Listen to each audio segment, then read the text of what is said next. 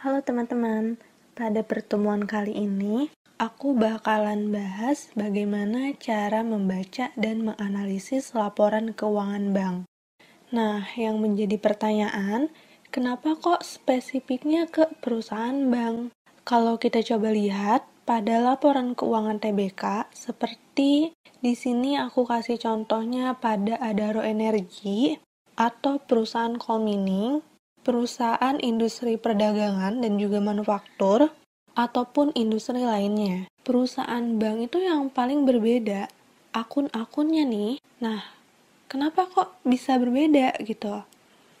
Karena kalau kita lihat sendiri pada segi bisnisnya yang dilakukan oleh bank, seperti bahwa yang kita tahu nih, kita tuh atau masyarakat kan nyimpen uang ke bank, atau istilahnya tuh kan kita nabung gitu kan, atau kita membeli deposito perbankan. Jadi di sini tuh artinya bank menghimpun dana dari masyarakat dan bank itu sendiri menyalurkannya lagi dana tersebut ke masyarakat dalam bentuk kredit. Nah, jadi kan menghimpun dana lalu menyalurkan kembali.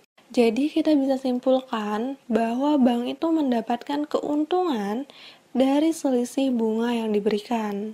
Kalau kita bahas tentang bunga nih, yang pertama ada bunga dari bank yang diberikan kepada masyarakat karena telah menyimpan uangnya di bank dalam bentuk deposito atau tabungan. Tabungan pun ada bunganya ya, walaupun sangat kecil. Selain itu juga nih, bunga yang diberikan oleh masyarakat ke bank karena telah memberikan pinjaman dalam bentuk kredit. Yang menjadi pertanyaan, kan bank ngasih bunga, masyarakat juga ngasih bunga. Lalu keuntungannya ada di mana sih, Mil? Kan sama-sama ngasih bunga gitu kan? Keuntungan terjadi dari selisih bunga tersebut, di mana bunga yang masyarakat berikan ke bank itu tuh lebih besar daripada bunga yang bank kasih untuk masyarakat. Artinya, bunga kredit lebih besar daripada bunga deposito. Nah, di sini aku kasih simulasinya ketika kita ingin membeli deposito di Bank Rakyat Indonesia. Nah, misalkan kita punya uang 10 juta, tenor 1 bulan dengan tenor 12 bulan tentunya bunganya berbeda kan. Nah, di sini bunga yang diberikan BRI itu kan 2,5% pada saat ini. Mungkin kalau misalnya kalian mau beli depositonya BRI 1 tahun kemudian, mungkin bunganya udah berbeda kan, bisa jadi lebih tinggi, bisa jadi lebih rendah. Lalu aku juga kasih lihat simulasi kalau misalnya kalian ingin kredit KPR. Nah, dimisalkan nih 500 juta, bunganya 5% kan ada di samping. Kalau kita bandingkan dengan bunganya deposito yang sebesar 2,5% tadi, kita bisa melihat bahwa perbedaannya aja udah 2 kali lipatnya gitu, dimana bunga kreditnya itu lebih tinggi daripada bunga deposito.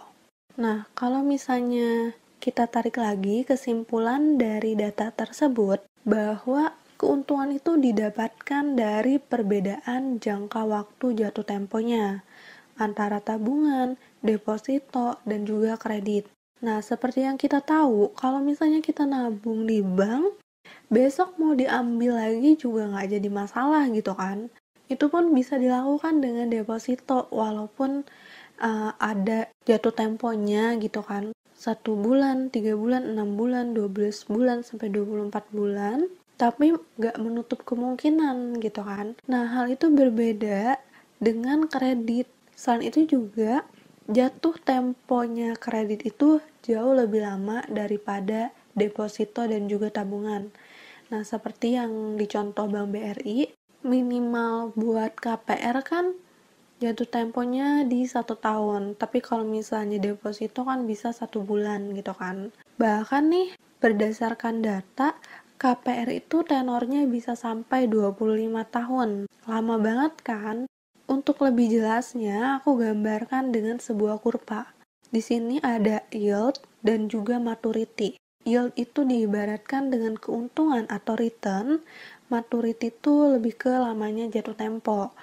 Dari kurva tersebut kita bisa baca dan simpulkan bahwa semakin lama jatuh temponya, maka keuntungan atau bunga yang akan didapatkannya juga semakin besar. Namun pengecualian kurva tersebut tuh tidak relevan lagi kalau kondisi ekonominya itu mengalami resesi atau krisis ekonomi seperti yang terjadi di tahun 2008 gitu kan. Mungkin di lain kesempatan aku bakalan bahas mengenai penyebab atau lebih ke menggambarkan kondisi di tahun 2008 terhadap perusahaan-perusahaan bank. Jadi ada kalanya nih kurva yield-nya itu menjadi flat atau bahkan terbalik atau inverted, di mana suku bunga depositonya itu melonjak sangat tajam gitu kan. Yang biasanya depositonya 5%, bisa jadi pada kondisi ini tuh menjadi di atas 30% return yang diberikan bank. Kebayangkan itu tinggi banget gitu kan. Dari sana muncullah sebuah kekhawatiran, gimana nih kalau misalnya masyarakat itu banyak yang ngambil tabungan dan depositonya. Sementara kan perusahaan bank ini kan nggak bisa dengan semudah itu ngambil kredit yang ada di masyarakat. Karena waktu jatuh temponya juga yang sangat panjang kan. Kita melihat adanya sebuah resiko tersebut. Nah, untuk meminimalisir hal tersebut, bank konvensional ataupun bank syariah wajib menyetorkan sebagian dari dana terkumpul dari masyarakat tersebut ke Bank BI sebagai simpanan. Jadi nggak semuanya itu disalurkan dalam bentuk kredit. Namanya itu Giro Wajib Minim, disingkat GWM. Nah, ini datanya tuh kan berubah-ubah karena disesuaikan juga sama kondisi ekonomi dan juga lain-lain. Dan semua perusahaan bank itu wajib untuk mematuhinya. Jadi kalau misalnya giro wajib minimumnya itu 5,5%. Nah, maka dari dana yang terkumpul itu 5,5% itu jangan disalurkan ke kredit tapi disimpan dalam bentuk giro wajib minimum ke BI. Selain itu juga karena dana dari masyarakat kan menjadi modal bagi sebuah perusahaan bank untuk menyalurkan ke kredit. Jadi nggak heran nih, di dalam laporan keuangan bank, dana tabungan atau deposito tuh dimasukkan sebagai liabilities atau kewajiban. Jadi pada perhitungan rasio leverage seperti DER, jika hasilnya tinggi tuh misalnya DER-nya 10 kali. Hal ini tuh pada perusahaan bank masih dianggap wajar. Namun tentunya keuntungan bank juga bukan hanya dari interest income aja. Ada juga fee-based income. Semisal nih, kita transfer uang ke teman kita, ke aplikasi belanja online, transfer antar sesama bank yang berbeda. Nah, untuk melakukan transaksi itu tuh dikenai biaya transaksi yang dibebankan ke nasabah.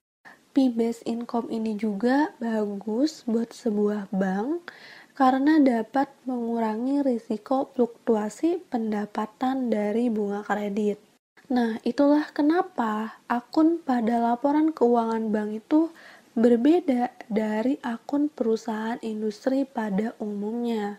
Untuk membaca laporan keuangan bank dan juga menganalisis laporannya, aku bakalan jelasin di video-video selanjutnya.